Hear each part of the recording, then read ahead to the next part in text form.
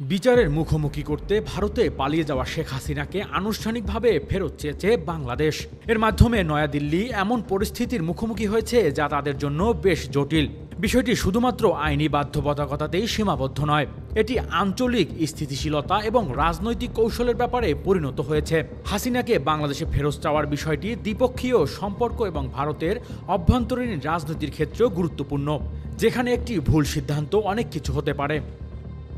সংবাদ মাধ্যম the Statesman বৃহস্পতিবার এক প্রতিবেদনে বলছে, শেখ হাসিনাকে নিয়ে এখন উভয় সংকটে আছে ভারত। কারণ ভারত যদি হাসিনাকে প্রত্যাপন করে তাহলে সমালোচকরা বলবে বাংলাদেশের অন্তর্বর্তী সরকারের সঙ্গে সম্পর্ক করেছে নয়াদিল্লি, যে সরকার সংখ্যালঘুদের ওপর কথিত নির্যাতন বন্ধ করতে পারেনি। এছাড়া শেখ হাসিনার প্রতি যারা অনুগত তাদের পর করে দিয়েছে, এমন একটি চিত্র তৈরি হবে।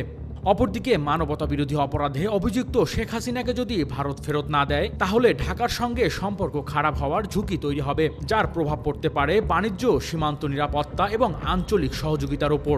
এছাড়া ভারতের অভ্যন্তরীণ রাজনৈতিক অঙ্গনে এটির প্রভাব পড়বে। বিরোধী দলগুলো সরকারের রাজনৈতিক প্রাধান্য এবং স্পর্শকাতর বৈদেশিক নীতি নিয়ে প্রশ্ন তুলতে পারে। এছাড়া আঞ্চলিক পরাশক্তি ও মানবিক মূল্যবোধের প্রতি ভারতের যে প্রতিশ্রুতি আছে সেটিও প্রশ্নবিদ্ধ হবে। বিষয়টি দক্ষিণ এশিয়ায় কূটনৈতিক ভূচিত্রের বিষয়ে আরও বড় পরীক্ষার মুখে পড়বে, যেখানে নির্বাসিত ব্যক্তি ও তাদের ফেরত যাওয়ার বিষয়টি নিয়ে বিতর্কের সৃষ্টি হয়। এছাড়া শেখ হাসিনাকে নিয়ে ভারত এবার কী সিদ্ধান্ত নেবে সেটি ভবিষ্যতের জন্য একটি দৃষ্টান্ত হয়ে থাকবে।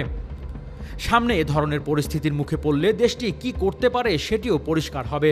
সংবাদ মাধ্যমটি বলেছে, বাংলাদেশের সার্বভৌমত্বকে সম্মান জানানোর পাশাপাশি ভারতকে এই বিষয়টির মানবিক দিক বিবেচনা করতে হবে। তারা শেখ হাসিনার মতো পুরনো বন্ধুকে ফেরত দেবে কিনা সেটিও দেখার বিষয়। Desk report, metro TV.